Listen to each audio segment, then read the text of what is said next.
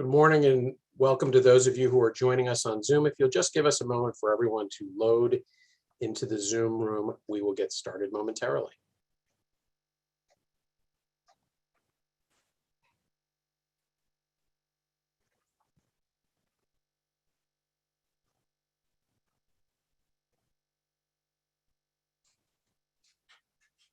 Good morning and welcome to WITA. We are delighted you could join us today wherever you are Zooming in from. Before we turn to today's event, a few housekeeping items. If you are a WITA sponsor, we look forward to hosting you in person at our 2021 Annual Awards Dinner on October 20th. We're asking that all attendees be fully vaccinated to attend this year's dinner. Watch your inboxes for information and updates on the annual dinner, including who will be receiving our 2021 awards. We also have an event coming up on October 7th to hear from the authors of a new report about Americans' views on trade.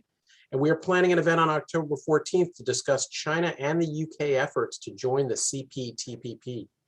Information on all those events can be found on our website, www.wita.org.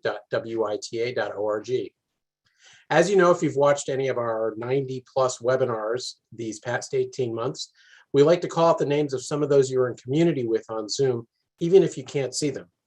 So welcome today to Marie Kessel with Abbott, Chris Melly with AIG, Jennifer Powell with the US ITC, and John Magnus with TradeWinds. Welcome Marie, Chris, Jennifer, and John, and welcome to all of you. If you're watching this on Zoom, you'll have a chance to ask questions of our panelists by using the Q&A tab on Zoom. We'll try to get to as many of those as we can toward the end of our session. If you registered for today's event on Zoom, you should have also received a copy of our event program by email with the biographies of all our speakers, so we can skip the lengthy introductions. But I'm absolutely thrilled to welcome today's panel. When I read Ted Alden's piece on managed trade over the summer, I knew we needed to have him on a WITA webinar to talk about it, and I'm delighted to welcome him to the WITA stage, coming to us from Bellingham, Washington, I believe. We're also pleased and honored to welcome to the WITA webinar platform Sandra Pulaski and Uri Dadush, who I don't think we've had on a webinar before, and to welcome back my good friend Katrin Kuhlman. Thank you all for joining us. And of course, someone who needs no introduction if you are a follower of trade policy in the global media, my friend Sean Donnan from Bloomberg. Thank you, Sean, for moderating today's session, and welcome again to Ted, Sandra, Katrin, and Uri. Sean? Ken, thank you so much. It's wonderful to be back here at WITA, or at least in the Cabin John, Maryland outpost of WITA today. Ted, I don't think we need to beat around the bush. I think we need to get right to you. The headline on your piece that ran over the summer is "Free Trade is Dead. Risky Managed Trade is Here." And I'm struck by you calling the death of free trade. I'm tempted to ask for a kind of precise time of death, but obviously your argument's more nuanced than that. So why don't you walk us through what you see out there and how managed trade in your mind has quietly, well, maybe that's not the right word given what we've seen over the last 4 years, but has at least replaced free trade and the risks you see. And then we'll broaden out the discussion. Great. Thank you very much, Sean. Thanks to Ken and to WITA for organizing this. I called the death of the WTO about 3.5 years ago now in a blog post at CFR. I think I was right about that one, but I'm not going to talk about that specifically today. Anyway, look, the goal of my rather short column in Foreign Policy was not to pretend to solve any of these issues, but to encourage exactly the sort of discussion we're having here today. So I'm delighted we're doing this. I am now teaching for the first time in my life out here in beautiful Washington State, and really enjoying it. Fair warning, I may hit up any of you as Zoom guest speakers. It's been this great boon for me because I can bring all my wonderful Washington friends out to talk to my students here in the other Washington. I teach a class that, among other things, examines the making of the modern global trading system, and the core principle I drum into their heads is non-discrimination. I'm not a trade historian, but it's easy to forget what a radical idea non-discrimination was when the GATT system was created. Trade had never been, certainly on a large scale, non-discriminatory. It had been arranged and managed in the service of broader national geopolitical interests. Yet in its purest form, and to be clear, it never really existed because the Soviet bloc was outside of the whole system, but in its purest form, the core notion of the GATT WTO system was that products from everywhere in the world would be treated equally, regardless of where and how they were made. In my class, I used Richard Baldwin's superb book, The Great Convergence, which I think, if it isn't now, will be a classic. And when the students finish that section of the class, my hope is that they will understand that the modern global trading system was the creation both of technology, steamships, railroads, then container ships and air freight and the internet, but also of shared ideas, non-discrimination being the most important of those ideas. And Baldwin argues, not alone in this, and quite persuasively to me, that this combination has been extraordinarily effective, more effective than any other period in history, in raising living standards and improving the quality of life for some billions of people around the world. The great convergence that he writes about refers to the fact that beginning in roughly 1990, many of the developing countries began to close the wealth gap with the Western industrialized democracies for the first time since the start of the Industrial Revolution in Great Britain. This marriage of technology and non-discrimination helped make much of the developing world extremely attractive for Western investment and opened huge new export and employment opportunities in those countries. Beyond that, however, it gets really complicated because we can all come up with a whole bunch of eminently defensible reasons to deviate from non-discrimination. In the original GATT, there was a significant carve out for national security, which has become more of an issue recently. A smaller one for products made with prison labor. We don't want anybody buying those. There was also a provision permitting, with caveats, of course, regional and other free trade agreements, which were seen as largely good deviations from non-discrimination because they further reduced barriers to trade and investment. Over time, more and more countries have availed themselves of that exception. Regional and bilateral deals, mostly what we talk about these days. Leading, that led my former colleague, who many of you know, Jagdish Bhagwati, to refer to these preferential deals as termites in the trading system, gradually eating away at the foundations of non-discrimination. But this was really just the start. I mean, over time, I've been following this stuff for more years than I care to admit at this point, but over time, we have seen many more exceptions. And as I argue in the article, they are each highly defensible in their own way. Indeed, I probably support most of them. Example, growing trade may be harmful if it accelerates environmental damage. And with climate change and boy, do we live through it out west here with the wildfires that I never experienced when I was growing up here. But climate change has become an existential crisis for the planet. Therefore, why is it not wholly reasonable, as the European Union is proposing, and Yuri will talk about in more detail, to impose additional charges on carbon-intensive imports? If such actions encourage, even in small ways, the transition to cleaner energy, that has to be a good thing, doesn't it? Same with labor standards, which I wrote about as a journalist for many, many years, and Sandra can talk about in a lot more detail. While growing trade in the aggregate has been wealth generating, it's also exacerbated inequalities of wealth and political power. So if trade can be used to promote higher labor standards or discourage mistreatment for workers, that also has to be a good thing. You can see some of the fruits of that long effort, I mean, really going back to the late 70s, early 80s, to incorporate labor standards into trade agreements in the new USMCA's rapid response mechanism, which has been such a high priority for Ambassador Tai, may finally help strengthen union representation and improve conditions for workers in Mexico. So again, a good thing. What about special and differential treatment for developing countries? Katrin may talk about her work that looks broadly at the whole issue of flexibility in the service of development goals.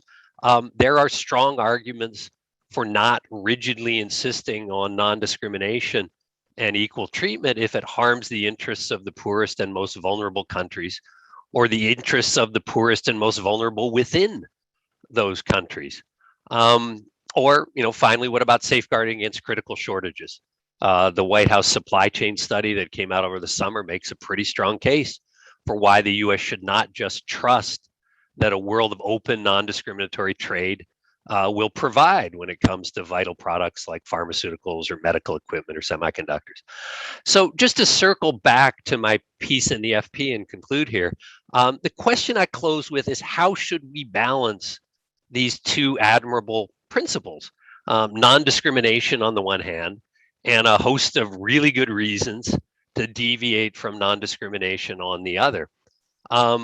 One possibility, I think Catherine's excellent paper that she sent us in advance of this heads in this direction, though it raises a lot of other important issues. One possibility is that we really need a new set of flexible principles if we want a more equitable and inclusive trading system. At the least, however, such an approach is an awful lot more complex than the relatively straightforward principle of non-discrimination, and potentially, I think, opens a door to protectionist abuses of one sort or another. I suggest something far more limited, that nations work to minimize deviations from non-discrimination and pursue these other important goals in the least trade restrictive ways possible, the sort of language that's in the GATT's TBT agreement. I recognize that for the trade lawyers here, there's a whole jurisprudence on least trade restrictive. I am not fully up to speed on, so looking forward to being more enlightened. But it does seem to me, to circle back to where I started in that article, which is the EU's CBAM proposal, that would probably pass muster under such a test. It's been consciously designed to try to adhere, as closely as possible to WTO principles. Anyway, I'm going to stop with that broad overview, and I really look forward to hearing from everyone else on this webinar. Thanks, Sean. Yeah, look, we'll pivot to the others on the panel in just a second here, but I just want to offer my own kind of first question, which is, you make a, I know you make a case for these lofty ideals that are there in the GATT and this idea of non-discrimination and so on, but there's the kind of messy world also that we've existed in for a long time, right? I mean, and one of the things I heard over and over from folks in the Trump administration was that they were simply taking off the rose-tinted glasses and reacting to that there was always discrimination and self-interest in the trading system. You talked about Jagdish Bhadwani and the termites in the trading system. He also talked about the noodle bowl, right? The way trade agreements create these kind of messy networks there. I think people outside of the US look at the way the US aggressively has used anti-dumping tariffs. You can talk about subsidies and quotas and all of these other mechanisms that are allowed in the system. And I get that there's this broad principle of non-discrimination, but there's also in the real world the kind of system of managed discrimination in there as well.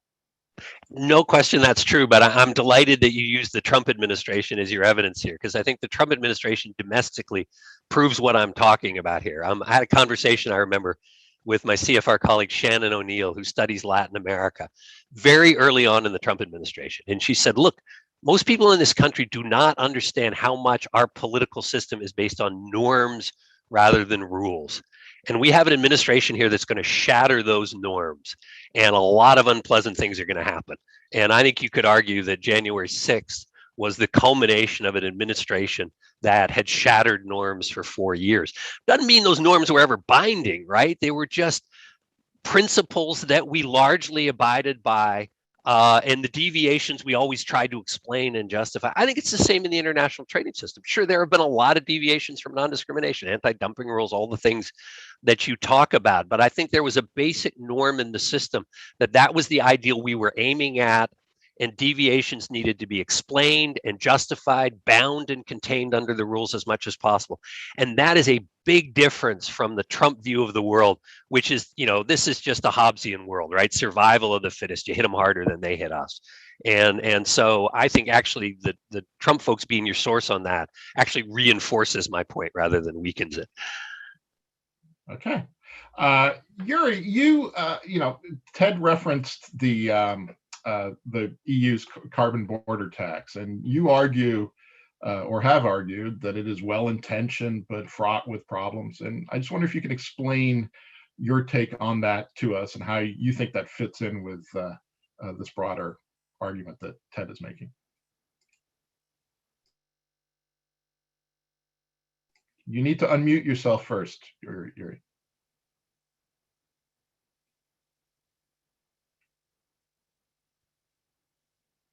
We should just say that, oh, there you are.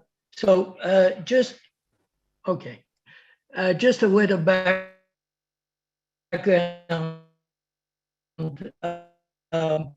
Non-discrimination. You alluded to, Sean, I think in the reality, in the real world, in the experience, there are many instances where you can and in practice want to deviate from non-discrimination and can do so in a way that creates a lot of trade. And the obvious point is, the obvious examples are many of the best regional trading arrangements, such as those in the European Union or NAFTA, perhaps USMCA, many others that you could point to. That's just one example, but there are also departures from non-discrimination, which are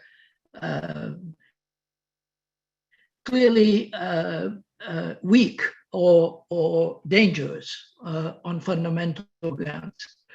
And I believe that the carbon tax or the carbon tax proposed by the European Union is one. Reasons for that, which I set out in my article here, just very briefly, to two of them. One is that, as proposed, the border tax applies in the European Union, and that includes to all developing countries, including the least developed countries. And clearly, to me, that is a violation of the Paris Agreement, because the Paris Agreement is or differentiated responsibilities that the developing countries,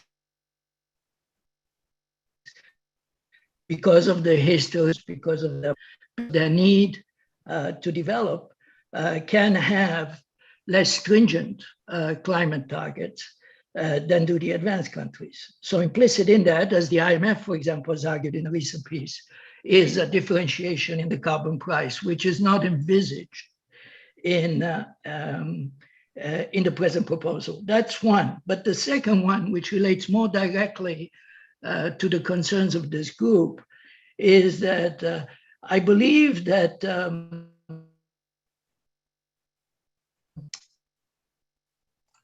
I think we've lost Yuri there, who's been struggling with some internet problems this morning. Yuri, I think Yuri, I think we're losing you. So I'm the carbon border tax. Okay, let me turn off the. I think if you try turning off the video quickly. Camera, maybe that makes a difference. Okay, yeah, I did. Does this work better? Absolutely. This works better? Yeah, okay. So I was saying that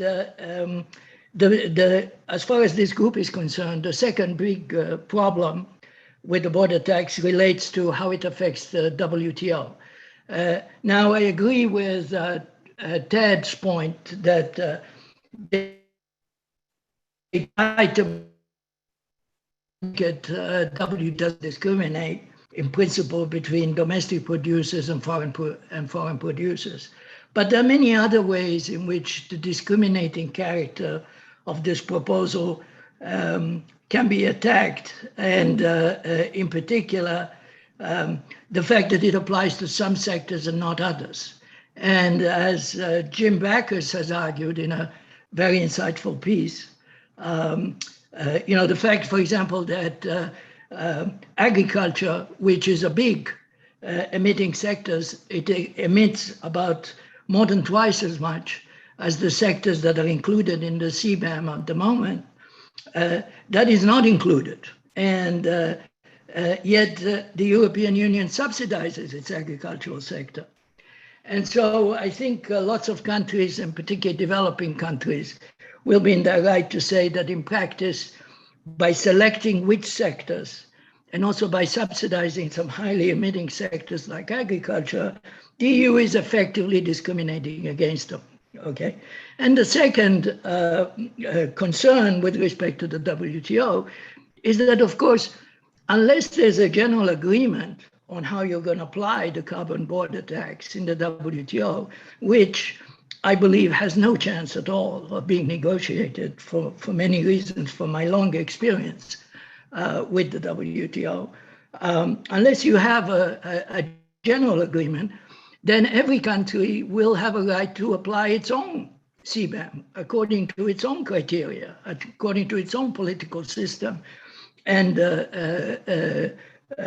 what it wants to impose. Of course, in the case of the United States, the United States is not ready for a carbon tax. We may want a carbon tax, we may think it's justified, but politically it's not viable.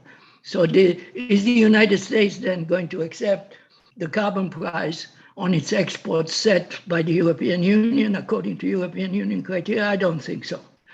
And therefore, what we're setting up is a huge fight in the WTO. And that's why, in the end, this proposal, however well intended, is unlikely to work and is, on the contrary, going to create a lot of problems.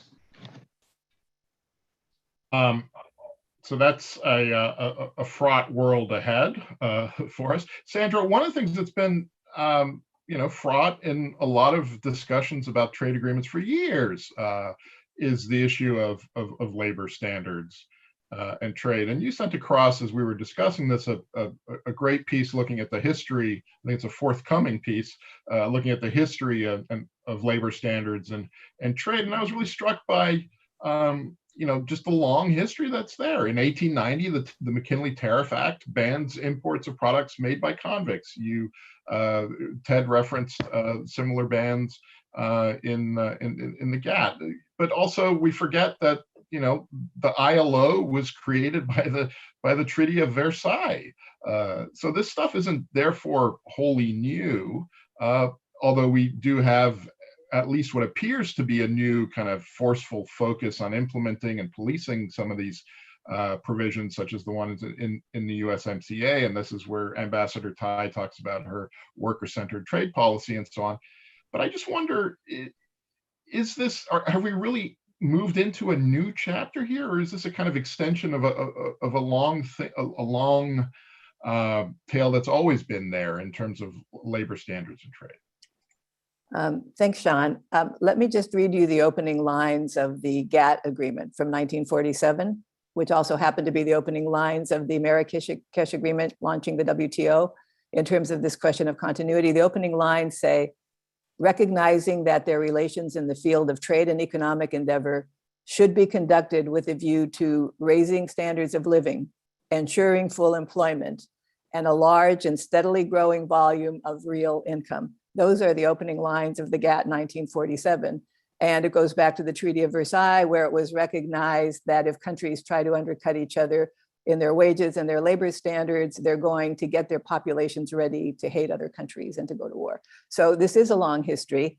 I think going back to Ted's article and to put it in that context, free trade versus managed trade, all countries manage their trade. I mean, trade is not an end in itself. It's a means to achieve greater productivity and a higher living standard.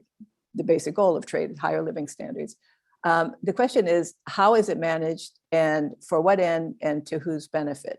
So I would argue that the reason these issues on labor may seem new, even though this documented history traces them back at least 100 years, is that for a number of decades, beginning, I would say, in the 1980s, the US has managed its trade, has negotiated trade agreements, preferential trade agreements, primarily to create advantages for US corporations for their overseas investments, not just to open markets for them, but for their overseas investments, to protect their investments, ISDS, et cetera, and to negotiate behind the border rules with other countries that will favor the practices and strategies of US corporations in those sectors that are politically influential. And who is that?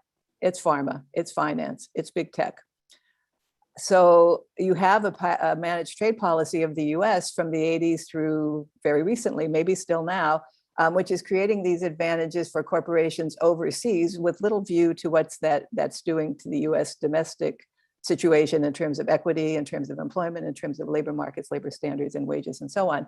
So there has been a shift, and quite frankly, the shift came because somebody was able to recognize that this was creating grievances and to weaponize those grievances in Wisconsin, Minnesota, Ohio, and Pennsylvania, and win that presidential election based on recognizing that these distributional consequences by favoring the interests of US corporations overseas had created a problem back home. So what appears to be a shift or a gradual shift, which has now accelerated under the Biden administration and of course with USTR tie, actually is going back to the fundamental principle, which is the purpose of trade is to improve productivity so as to raise living standards.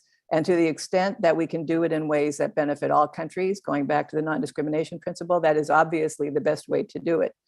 If you have to put up some border measures in order to make sure that you don't disorient your own society and create many losers, big time losers whose losses persist for decades, as has been shown now in the US, you have to manage trade in order to achieve that. So I think the continuity that you mentioned, Sean, and that's in my article, I think it's important to see that. And if anything, at least the rhetoric now re-equilibrates the management of trade by the US to the original purpose of trade.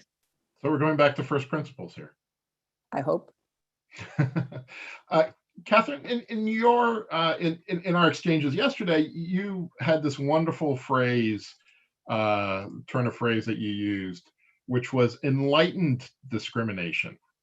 I wonder if you could just talk us through a little bit what you mean by that and why you think that's the way to go. I think I have to attribute that to Ted, since that is from his paper, but you know, consistent with some of the comments that have been made already, I think that this has been part of the system from the beginning. There has always been a balance between non-discrimination and the ability of countries to take care of their own interests. It is everywhere in the GATT, it is everywhere in the WTO rules. And so this is not new, but I think that what is different about where we are right now is that the challenges that we are facing as a globe are shared in a way that they perhaps were not so much in the beginning. I mean, I think that some of these exceptions and these carve-outs and these, which is something that I'm really trying to study, what is the nature of these exceptions and how, you know, what can we take from them at a sort of a more fundamental level, either to learn from them in terms of what could be enlightened discrimination, right, or try to avoid what could be a more negative form of discrimination. But they are built into the system. It's just that now we have a global pandemic. So we have not only, you know, one or two countries claiming an exception to take certain measures, we have a host of countries doing it. We have climate change, which is a global challenge. And so the nature of some of these mechanisms where they were meant to be used as a way for countries to kind of, you know, take an exception to something that they were doing, now we are dealing with globally. And I think that is just a fundamental shift in how these rules are designed that requires us to look at them differently. So again, what I've been trying to figure out is what can we learn from what's already there? What can we learn from this diversity and approach too?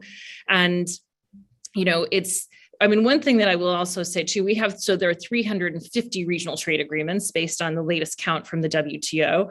You know, the exception has sort of proliferated to become the rule. It's interesting because these regional trade agreements themselves incorporate non-discrimination. So they take a lot of the same principles and the same language and the same rules from the multilateral rules, but then apply that, you know, in a different way through these regional arrangements. But we have, you know, so many regional trade agreements now that have proliferated that, you know, I think maybe we need to even start thinking differently about how we look at them.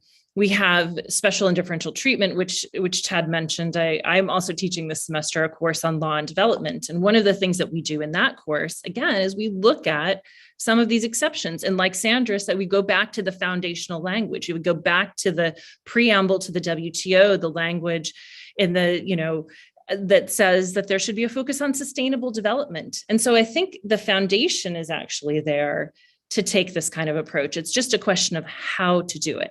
So I have been trying to figure out how we can measure this a little bit differently and look at it in this context of this sort of shared global problem and take a more inclusive approach to trade, but do it a little bit more methodically, I guess, and just looking at the language of some of these things. So starting with special and differential treatment, but mapping out flexibility and where does that appear and how has it been used? Mapping out, things that countries are doing within their own legislation. And I think one of the challenges that I see too with something like a carbon tax is that if you have, a few countries doing it and expecting everybody else to follow along with it, it's almost like the GDPR with Europe. It imposes the standard that then everybody has to follow and doesn't leave room for countries to determine how to do this on their own or to differentiate, as you already mentioned, between countries of different levels of development.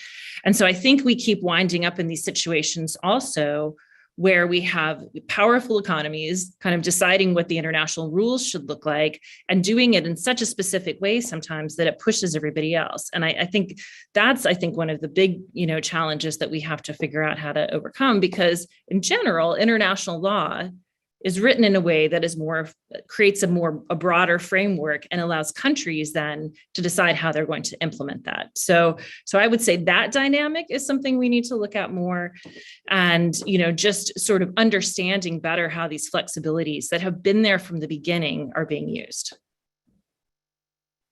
All right, we're going to come back to you, Ted, and give you a chance to respond to some of those comments. But I'm struck by this idea of a return to first principles here, rather than the end of a glorious era.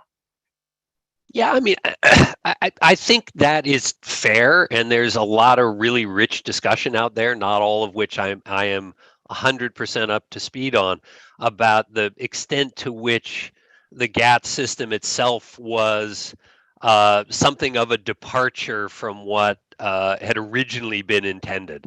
That we ended up with more of a kind of narrow system looking at removing trade barriers, mostly tariffs, because that was the easiest thing to negotiate. And these more complex elements that had to do with trying to use trade to raise living standards were harder to negotiate in a multilateral context, and therefore, certainly in the early days of the GATT, didn't get the kind of attention that they're getting now.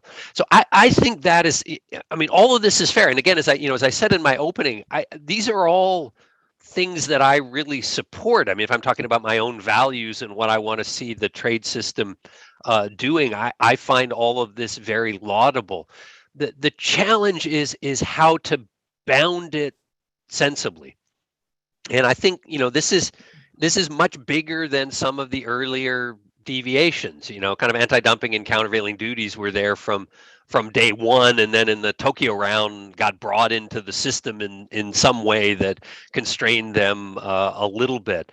But some of these areas that we're talking about are either new. I mean, some of the environmental issues certainly weren't on the agenda, or are significantly expanded if we're talking about labor standards. We haven't really talked about human rights broadly, but the extent to which, we're seeing now with essentially ban on imports of products from Xinjiang, how broadly should we be permitted in the multilateral system to go down that road? So I would agree none of this is brand new, but I think it's vastly more complicated, more difficult to bound in a sensible way. And I part of what I fear is that, The Economist is still out there, and they're going to write about this stuff, but the defenders of the sort of core principles are a lot weaker now. And you don't hear, in the Biden administration, for example, any real talk about this, right? You read the White House supply chain review, and there was nothing in there about how, well, we really need to respect the principle of non-discrimination, but here are some limited ways in which we need to deviate from that because it's critical for our security. It's really wholesale, we need to be able to provide for our people in this, that, and the other area, and we can't really trust the Chinese and other countries to provide for us. And maybe we can work with friends, maybe we can do some friend shoring. But it seems to me like the core principle of the system, which I still believe is non-discrimination, is getting left farther and farther and farther down the list of priorities, and I worry about that. I love that term, friend shoring. Isn't that a great one? You just coined a new idea. No, I didn't coin it. It's out there. Oh, but, okay. yeah. Well, we're all. I'm attributing credit for lots of ideas to the wrong people. Look, again, one of the reasons people aren't jumping up and defending the system in the same way that the editorial pages of The Economist are, or of the FT, our former employer, are in quite the same way, is because there's a bit of disenchantment out there, right? I mean, it's and there is this, Sandra pointed to it, and the experience of 2016, not just here in the United States, but also in terms of Brexit. And as part of that, there's been this, broader embrace of the idea of economic security. And, the great exception that's there in the GATT, and what used to be called the kind of, was the sort of the exception of last resort, was the hope, was that of national security. But we've had this conflation that happened in the Trump administration of economic security and national security, where, Trump would say economic security, national security is economic security, and vice versa. And we've seen Biden embrace that as well. I was just looking at his campaign website this morning, and the words are there. And we've seen them embrace a foreign policy for the middle class, which talks about this as well. I just talk a little bit about how, and we'll start with you, Ted, and then we can go around the panel a little bit, but how this broader conception of national security and the idea of economic security is playing into this discussion, if there's a way back from it. Yeah, I mean, I'll just talk briefly because I want to hear from the rest. I mean, I wrote my book, Failure to Adjust, went into a lot of this stuff, right, and very much talked about the sources of discontent and resentment and the things that the United States, I think, it has done wrong in terms of its integration into the global trading system. A lot of those having to do much more with domestic policy than with international economic policies per se. I guess what I'll say is this, right? Creating international rules and having countries abide by them most of the time is incredibly difficult and challenging. I mean, the creation of the WTO was, I think, a world historic achievement in terms of global governance. And all of these things we're talking about are legitimate weaknesses with the system and legitimate problems. But it's really easy to blow all that stuff up and just go back into, well, what's good for our country, narrowly speaking, ought to be our priority. And we just need to focus on that. That's a really easy argument to make. It's really easy to understand. It's really easy to defend. It's really easy in the political sphere. Maintaining some broader set of rules is a much harder thing to do. And I just think that we need to be careful before we tear that all up. Obviously, there are lots of ways in which it needs to be modified, but can we modify it without tearing it up? And I think that's the moment that we're in right now, and the challenge we face.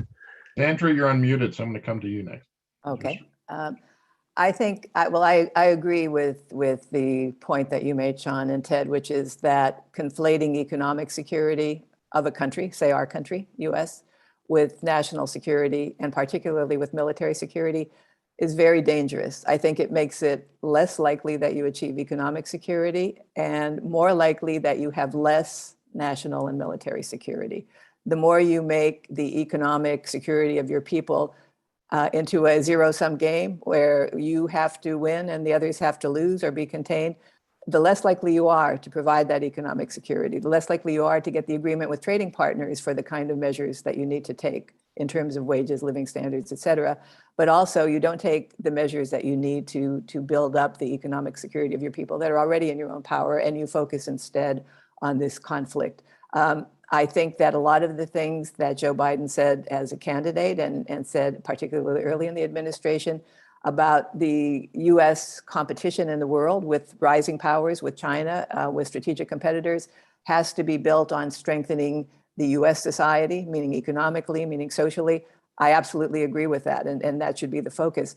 Lately, the discourse has shifted, and how much is the shift in policy? I don't know. I hope it isn't, but certainly the headline grabbing statements in the news really is focusing much more on the competition, national security competition, and even military competition. I think that's dangerous for US economic security and for that of the world. And I think getting back to saying, what can we do to improve economic security, including through trade instruments, I think is the way to go. Yuri or Catherine, do you want to jump in?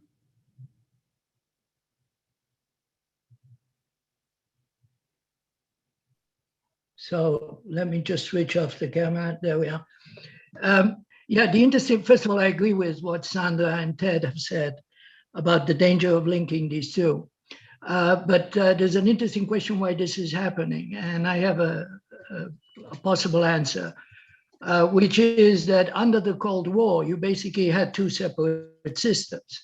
The Soviet Union was certainly a military threat, or viewed as a military threat by the Western powers and the United States, but it was not really an economic threat. And the big difference now is that there's a confluence, if you like, or at least perceived, of economic power and military power in the form of China. And so China is now the big adversary, no longer the Soviet Union, but China is not rejecting the capitalist system, at least in its rhetoric, but also I think more or less in its practice. It is actually embracing it, and it is seen very directly as an economic competitor. And so now, when you're thinking about national security, it is inevitable that you have to think about trade links, investment links, particularly with China. And this is a dangerous situation. I think this is widely recognized. The news of the last few days just underscores just underscores that situation. And the big question is not so much for trade analysts at this point. The big question is for the security people to think about, which is essentially how real is the Chinese security threat. And if it's real, then some of these things make a lot of sense, including what they're doing in Europe and Japan, not just in the United States. If it's not real, if China is viewed as a status quo power, then this is all wrong, all very, very badly wrong and very expensive. That's really interesting to me. Catherine, I want to come to you there, but one of the things I really struggle, and Ted and I have talked about this before, is this tension between the rhetoric and the kind of the ideas in terms of this new Cold War and decoupling and all of these things that we write a lot about, and the kind of the ground reality, the ground truth in terms of trade that you see, offshore from the port of Los Angeles right now. I mean, the trade between the U.S. and China this year is at record levels in terms of goods. I mean, there's no decoupling happening there. Anyway, Catherine, just before we jump to the Q&A, I just wanted to hear from you. Yes, I want to make two quick points. I think, first of all, agree with much of what's been said, and I really agree with Sandra's point about how do we avoid the sort of zero-sum situations? Because I think that's what we're facing right now. How do we create a system where it's not just every country kind of going to only their own interests, and we have some kind of common, preservation of interest, which again was, I think, what we started out with, right? And I think Ted is right. I mean, the original idea was to have a much bigger framework than we started with the GATT, but it was all about how to sort of manage and balance some of these challenges and opportunities that countries face. So I want to say two things. One is I think we need to focus on new alliances.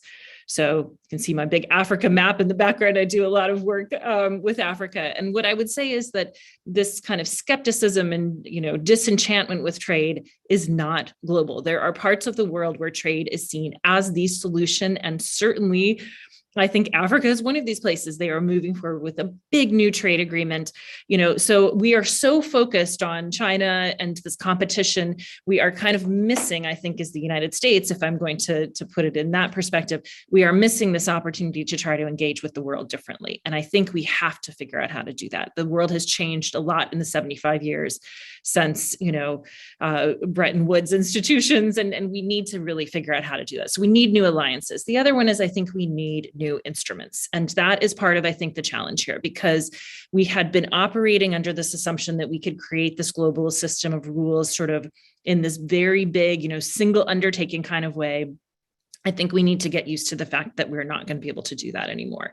We're going to have to embrace regional trade agreements and figure out how to use them effectively and use them to push forward a broader set of rules. We're going to have to use plurilateral agreements. And so I think we're just at a pivot point in a lot of ways. And this is, figuring out how to deal with that, just like we had to do, when we had shared challenges many years ago. So those are the two things that I wanted to add. Great, thank you. Well, we're also at a pivot point in terms of this panel discussion, which is I'm going to pivot back over to Ken there, who's going to work through some really good questions that are there in the Q&A. We do indeed. Thank you, Sean. Thanks, everybody. We do have some really good questions that have come in. And in fact, the first one I want to take is one that sort of pivots off some of the things Katrin was just talking about, but also want to bring everyone in, including Sandra. One of the most historically managed trade sectors in the U.S. trading system, and I think globally, has been the textile and apparel trade. That sector, there are not very many textile and apparel jobs in the United States anymore, yet that sector remains heavily managed in our regional FTAs with NAFTA and the CAFTA countries, with our GSP, has many limitations on apparel. Is it time to move away from that if trade is indeed still going to be an engine for growth for much of the developing world?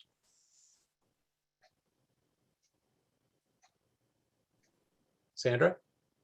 Yeah, I'll jump in there. Yes, some of my earliest experience negotiating trade agreements was when we were still under the quota system. We negotiated an agreement, for example, with Cambodia to give them a share of quota, which they didn't have because they'd been outside the system, in return for improving their labor laws, their labor rights, and demonstrating year by year that their workers' conditions were improving and wages were going up. It was very, very effective. To tell you the truth, a well-conceived managed trade in the apparel and industry, because it affects so many developing countries, but at the same time also affects some jobs, some concentrated regions of jobs in the US. Managing what, not necessarily the old quota system, but managing that trade intelligently, it seems to me, is a worthy goal. Specifically on the question that Mara posed about CAFTA, I think CAFTA was a very weak and flawed agreement from the very beginning, not only on the treatment of textile and apparel, but also on labor, as we saw when the US took its first ever labor case to arbitration under CAFTA about abuses of worker rights in Guatemala, which were widely documented. The US lost that case because the provisions were so weak. I think with our attention to Central America now, the vice president leading that effort, it seems to me that a very different CAFTA should be negotiated. A broader managed trade on textile and apparel would get my support if it was an intelligently designed one. But certainly in Central America, that's a place we should go. And we should scrap the weak CAFTA and we should substitute a better one. Katrin, you want to add anything? Yeah, no, I would love to. I think it's a really great question. And this is certainly, something that I've discussed with many of you, I think, over the years.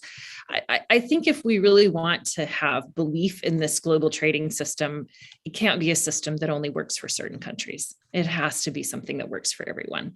And, clearly we have had shifts in our own production, but yet we still have these political aspects that are embedded in these preference programs and in these agreements. And I think that it's time to really look, I've been saying this for many years, but I think we need to really look at those critically and figure out how they could be expanded to really respond to where the countries that are part of the preference programs have a real interest. So, I mean, I think, looking again at GSP, this seems like a really good time to do it. We're looking again at the criteria under GSP, thinking about adding in things like gender. Obviously, I think the whole conversation on environment is going to intersect more with the preference programs.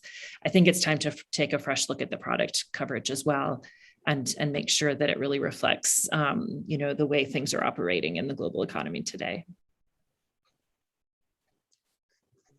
Thanks, Katrin. We're going to pivot now a little bit. Want to direct maybe, I think, a little bit towards Uri, but certainly Ted or others can weigh in.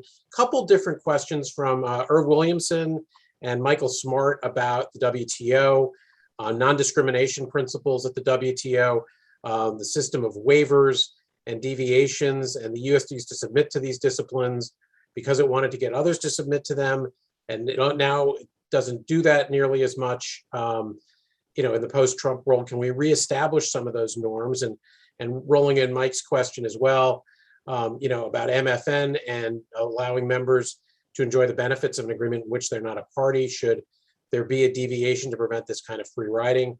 So a few WTO related questions. Uri, do you want to try to jump in on a couple of those?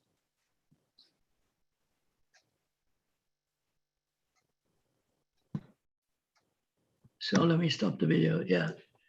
Well, those are a lot of issues, to be honest. But in terms of waivers, what can I say? The national security waiver on steel imports from allies. How can you justify that?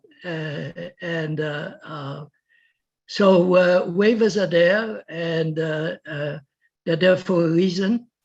They have to be used responsibly, and they have to be particularly used responsibly by the leading nations that underpin the system. Another example of seeking waivers is being appealed to for environmental reasons, going back to the carbon tax that the EU wants to apply. So one possibility is to seek a waiver for the carbon tax under I think it's Article 20, I'm not a lawyer, under the exceptions for environmental reasons, to protect your life, your livelihood, your life, or your environment, et cetera. How can the EU appeal to that or invoke that article when it subsidizes agriculture, which is the highest emitting sector, a far more emitting sector than things like steel and aluminum, et cetera, on which it does apply the carbon tax. So I guess my general point on waivers is they're there for a reason, and they can be extremely helpful in real circumstances of real problems, whether it's national security or environment, but they have to be used responsibly. If they're not used responsibly by the leading powers, the United States and the European Union, they just undermine the system. That's my view. Yeah. Ted, Ken, if I could just add on Michael's question about MFN Free Riders. I mean, I think this just underscores Katrin's point about a single undertaking has just become more and more difficult. I mean, one of the enduring problems going back even farther than this, but we saw throughout the Doha negotiations, which I covered from the DC end, at least when I was at the FT. I mean, there was never a way to get past the problem from the U.S. perspective of large developing countries wanting to gain the benefits of the system without making what we're seen as equal commitments. And I think that's one of the reasons that we're going more and more down the road of these preferential agreements and these regional agreements, because it's a way to get around those problems. If countries want additional trade benefits, they're going to have to make some sorts of contributions in a way that just hasn't been possible through the WTO. I mean, if you're looking for a single big picture explanation of the failure of the Doha round, that's it. And so I don't really know how else we get around that core problem. And just quickly, and this is sort of a tangent slightly off Irv's question, but I think is relevant. One thing that may be possible at the WTO level, though not a whole lot is possible at the WTO level, is a real beefing up of the transparency provisions. I talk about, non-discrimination falling so far down as a priority. At least I'd like to see every time that countries are evoking waivers or exceptions or other things, that they have to report in a detailed way. Here's where we're deviating, here's why we're deviating, here's our justification for deviating. The subsidies reporting, for example, has been so weak. I think if that were bolstered, at least again, you're nodding to those norms and you're forcing countries to justify their action with reference to those core norms. I think that has some limited value, at least in the WTO context. I'd like to see that beefed up.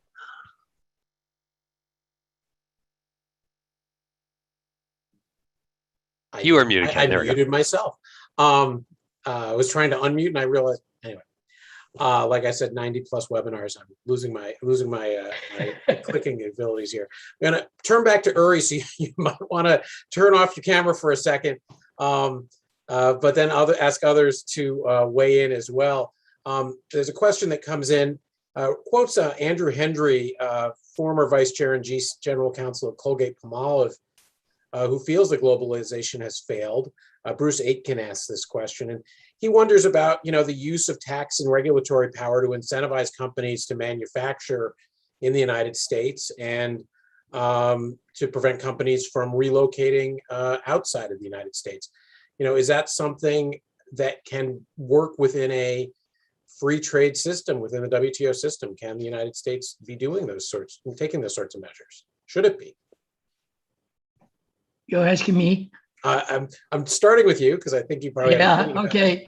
I don't know that I have a good answer to that. Okay. Again, I'm not a lawyer, but tax incentives. The reality is that tax incentives are used all the time around the world to attract investment, and somehow under WTO rules, direct subsidization of exports is forbidden, but attracting foreign direct investment using tax incentives of various kinds is allowed. And I'm sure not only can the United States do that, but the United States does that. There is a very powerful competition within the United States among different states to attract foreign direct investment, and that includes all sorts of tax concessions, et cetera, et cetera. And the whole purpose of the recent initiative by the United States to put a floor on on income taxes around the world is, I think, a well-intentioned attempt to mitigate this problem, which obviously at the end of the day is distortionary of economic relationships. Thanks, Uri. I want to bring us kind of home. We're hitting the end of the session. I'm going to start with Sandra, but then ask others to weigh in. You talked a lot about some of the first principles. We talked about Treaty of Versailles today, and the original GATT agreement. One of my favorite books that I recommend everybody read at some point is President of the Creation, Dean Acheson's memoirs. We keep several copies at the WITA office if you ever want to stop in and pick one up. One of the things I recall, and the question comes from Robert Tobias and asks about how you talk about trade in 2021. And I'm reminded of Acheson because in the era when the Bretton Woods Agreement happened, when we were trying to institute the Marshall Plan, the Truman administration went around the United States and gave speeches to audiences in not necessarily friendly places about why U.S. global engagement was important and why they had a stake in U.S. global engagement.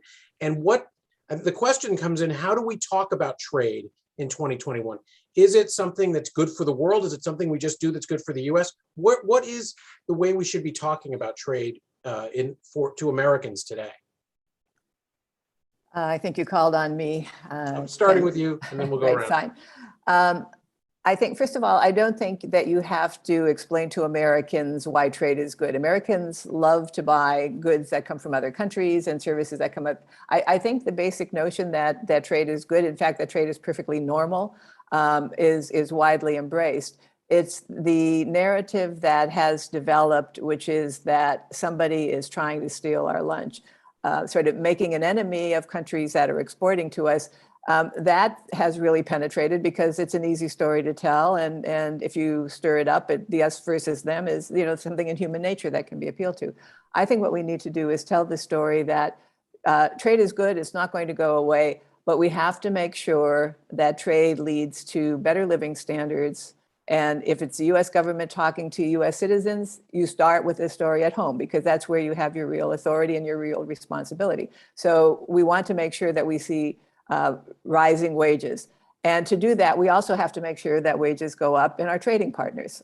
We have to make sure that wages go up in Mexico in order to see wages continue to increase in the US. The USMCA rapid response mechanism, I argue, is brilliant on one particular dimension, which is that it targets the scrutiny and the oversight and ultimately the enforcement at the individual firm in Mexico, who may be engaged in a ghost contract that keeps wages down, to allow their workers to organize and bargain for better wages. By targeting it at the individual firm in Mexico, first of all, you create great incentives for firms not to do that, because they could lose their access for their goods to the US market. So I think that telling the story about why, in order to improve US living standards, wages, quality of jobs, we need to do a lot of things at home, but we also need to raise those standards around the world. That's not a hard storyline to explain to people, because it's so obviously true. Katrin, are you reaching for your mute button? Yes, I feel like I'm now channeling Grant Aldonis. I don't, thinking about like FDR's four freedoms. I mean, again, if we're going to kind of go back to first principles, maybe this is part of what we need to think about too. And, several of them: freedom from want, freedom from fear. Again, I mean, I think we are in a shared situation right now globally where we need to really rethink how we can use these rules to, enhance some of these freedoms. So I would say maybe that's one way that we kind of think about trade, is in a bigger context of, what kind of world do we want to see ourselves living in? And I appreciated a few of the other questions too on, how can we kind of separate some of these things and analyze them a bit better? And as you know, that's something I've been thinking about a lot, because I think that right now, there's just so much information, there's so much detail, there are so many exceptions being used and claimed. And we just need to kind of try to get our heads around a bit better to how these things can work and how they can, get us to a place that is not a zero-sum equation. So see if Uri has any last words, then I'm going to go to Ted and Sean to close. Uri? No, I'll pass on that one. Thank you. I've said enough. All right, thanks. Ted? Thanks, Ken. I'll be quicker. I think we're out of time. I think Sandra framed this tremendously well. And I will say I'm obviously critical of the Biden administration in different ways, but I do think the worker-centric framing has some real promise. I mean, a lot of it comes out of this work that the Carnegie Endowment did under Salman Ahmed, who's now the director of policy planning at the State Department. Jake Sullivan was involved in it. They produced this series of reports on a foreign policy for the middle class, in which they really went across the country and talked to a lot of people. A lot of it was economic focused. What do you want out of American trade? Where do you see the benefits? Where do you see the challenges? So I think the people in this administration have actually done some serious work to try to take the sort of approach that Sandra lays out. It's a work in progress, but I think it does have some promise.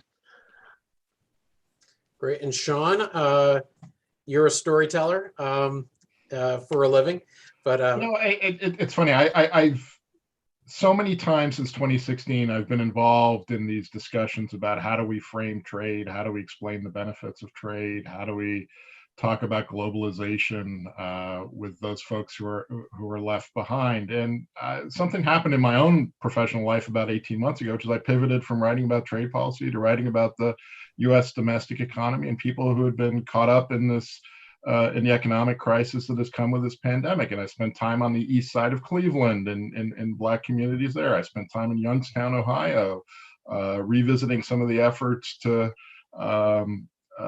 going back to the Obama administration to get manufacturing employment back there.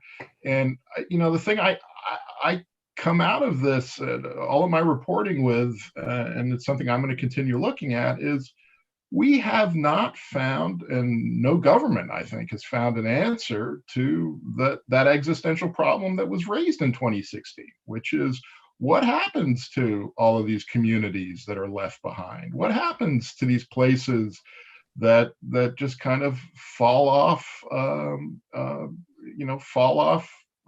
economically and have their futures? And I've been tracking a few communities around the country in the last 5 years, and I don't see a clearer answer today than I did in 2016. And I think the pandemic has exposed a lot of the inequities in this economy, and that in fact are wider than simply those often white industrial focused factory towns that we thought of as being left behind by globalization.